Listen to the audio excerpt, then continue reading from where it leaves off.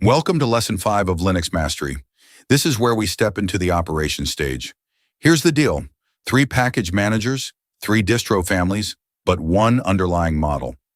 Whether you're on Debian with apt, RHEL, or Rocky with DNF, or Arch with pacman, you're doing the same 7 things. Install, remove, upgrade, search, show, list, clean. The syntax shifts, the concepts don't. Learn the model once, look up the syntax, move on. So let's map the territory. Linux distros cluster into a handful of package manager families, and knowing which family you're on tells you everything. The syntax, the file format, the repo layout.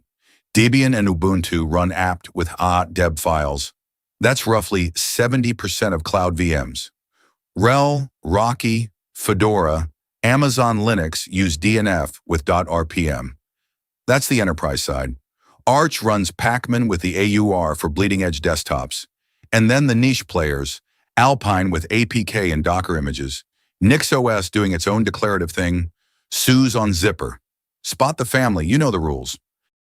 And this is the table I want you to internalize, or honestly, just print and stick next to your monitor. 7 daily operations, 3 syntaxes, 1 mental model. Read across any row. Update the index, install Nginx, remove it, upgrade everything, search, show info, list what's installed, clean the cache. The verbs are the same everywhere, only the spelling changes. Once you see the pacman-s is just install, wearing a different costume, the fear of switching distros disappears. Now let's go deep on the one you'll touch most often. Apt. If you only learn a single package manager, make it this one. Debian and Ubuntu dominate cloud VMs and Docker-based images, so apt fluency pays off daily. Group these 12 commands in your head into 4 buckets. Daily ops, discovery, cleanup, and reverse lookup with dpkg-S. And the iron rule, always apt update before apt install, because a stale index gives you the wrong version. Now flip over to the enterprise side, RHEL, Rocky, Alma Linux, Fedora, Amazon Linux 2023. Same 4 buckets you just learned with apt. Daily ops, discovery, groups, and history. The syntax shifts, normally DNF install instead of apt install, but the mental model is identical. The killer feature here is DNF history undo. Every transaction is logged with an ID, and 1 command rolls it back. When an upgrade breaks production at 2 a.m., that's the line that saves you. So where do these packages actually come from? Repositories. And every repo is signed with a GPG key.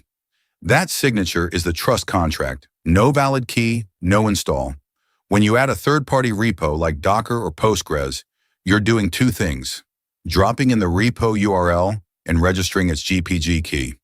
On apt, that's a dir more into on etc. children apt keyrings, plus a sources.list.d entry. On DNF, config manager handles it in 1 shot. Skip the key and the install will refuse to run.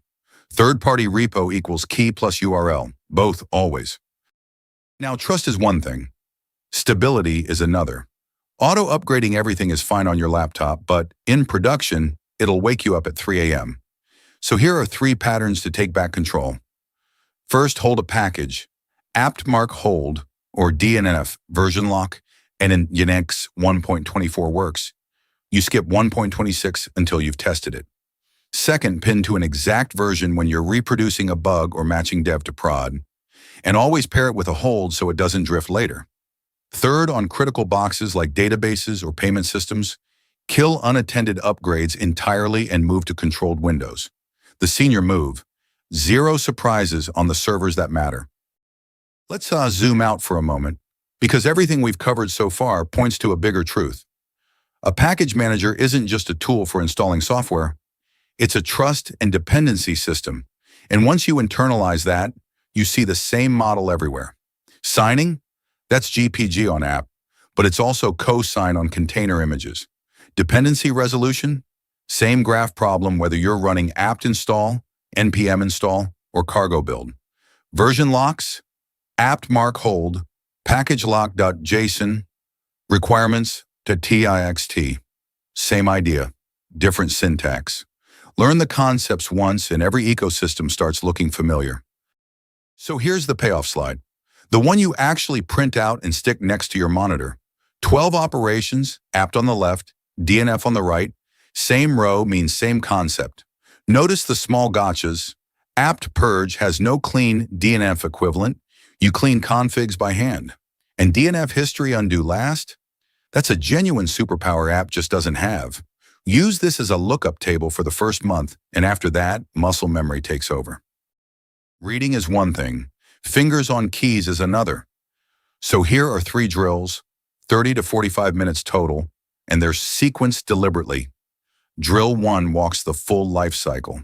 Search, inspect, install, list every file with dpkg-l, then remove and verify it's gone.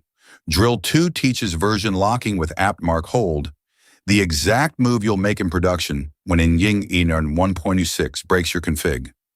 Drill 3 is the audit. Count what's installed, see what's upgradable, dry run auto remove, check your cache size. After these 3, package management stops feeling like guesswork. Now the failure modes. 5 mistakes that will absolutely bite you in production. Skipping apt update before install means you're pulling from a stale index, possibly shipping known vulnerabilities. Adding a third-party repo without the GPG key first guarantees a no pubkey error. Neverum-rf inside var lib apt. That's apt's index, not cache. Use apt clean instead. Don't blindly auto yes upgrades in prod. Kernel updates need reboots you'll miss. And never sudo pip or npm install -g system-wide. Use venv and nvm. The pattern? People skip steps because they don't yet know the model. And that's package management. 3 distro families, 7 daily ops, repos and GPG, holds and pins.